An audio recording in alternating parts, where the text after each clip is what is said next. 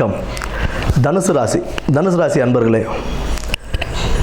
2025ஆம் ஆண்டு குரு பயிற்சி உங்களுக்கு 6ஆம் இடத்துல இருந்த குரு 7ஆம் இடத்திற்கு பயிற்சி அடைஞ்சு வர்றாரு. 11ஆம் இடம், 1ஆம் இடம், 3ஆம் இடத்தை பார்வையிடுகிறார்.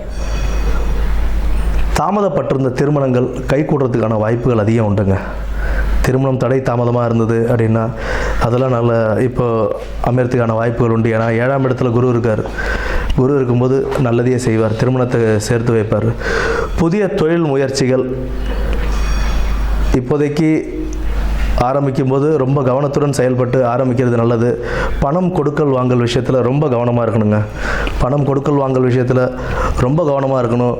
சுய தொழில் செய்கிறவங்க கொஞ்சம் ஜாகிரதையாகவே இருந்து அந்த தொழிலில் முன்னேற்றம் அடைகிறதுக்கு என்னெல்லாம் செய்யணும் அதை பார்த்து நிதானமாக கவனமாக அதை செய்யும்போது அதற்குண்டான நல்ல பலன்கள் கிடைக்கிறதுக்கான வாய்ப்புகள் இருக்குது.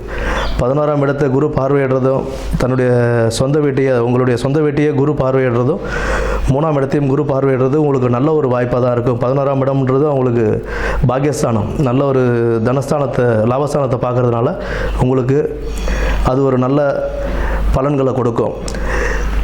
உங்களுக்கு கிடைக்கக்கூடிய பணம், அதாவது இப்போ பொருளாதாரத்தில் உங்களுக்கு கிடைக்கக்கூடிய பணத்தை திட்டமிட்டு அதை செலவு பண்ணி அதை சேமித்து வைக்கிறதுனால உங்களுக்கு வாழ்க்கை ஒரு நல்ல பாதையை அமைத்து கொடுக்கும். வாழ்க்கைக்கு ஒரு நல்ல பாதையை அமைத்து கொடுக்கும்.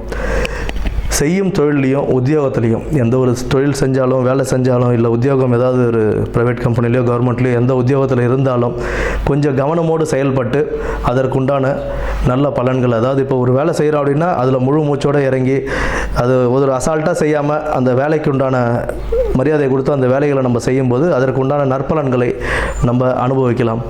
புதிய தொழில் முயற்சிகள் அப்படின்றது இந்த காலகட்டங்களில் கொஞ்சம் பார்த்து கவனத்துடன் செயல்படணும். கூட்டு தொழில், கூட்டு கர்மா அப்படின்ற மாதிரி கூட்டு தொழிலில் வேறு யாராவது சேர்க்கும்போது நிதானமாக அவங்க எப்படி என்ன ஏது அப்படின்றதெல்லாம் பார்த்துக்கிட்டு திட்டமிட்டு அதில் செயல்படுறதுன்றது ஒரு நல்ல சிறப்பாக அமையும்.